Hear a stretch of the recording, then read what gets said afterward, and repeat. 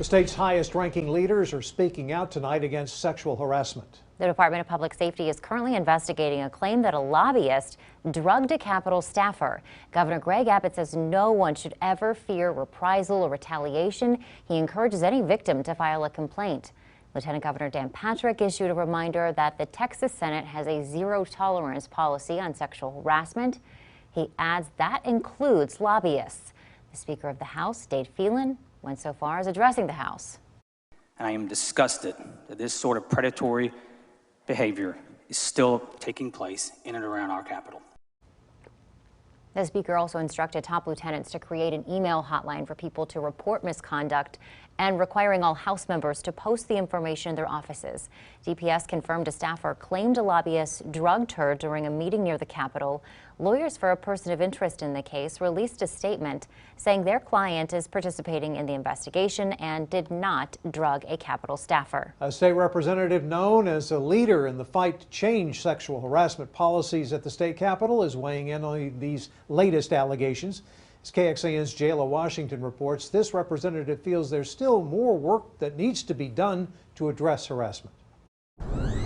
From the walls of the Capitol grounds, State Representative Donna Howard sends this message. We are here for you. We believe you. These words are for the Capitol staffer who recently came forward accusing a lobbyist of drugging her. I feel very protective of them and want to ensure that they're able to do what they're here to do, which most of them are here because they want to make a difference in the world. Howard was a leader in the fight to change sexual harassment policies at the Capitol back in 2017. How are we going to come up with this third-party investigative entity? Now, new training is mandatory for lawmakers, staff, and interns, and the complaint process was clarified.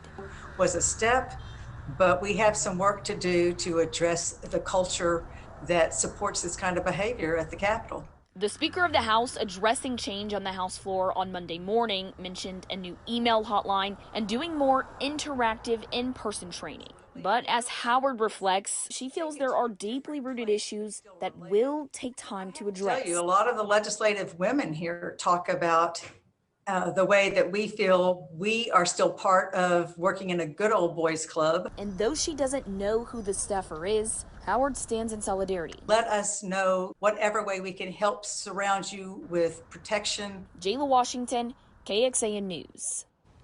Because Texas lawmakers are nearing the end of the session, Representative Howard thinks most of the work to implement more policies dealing with harassment will happen this summer during intermission. She is hopeful to start the formal process for change next session.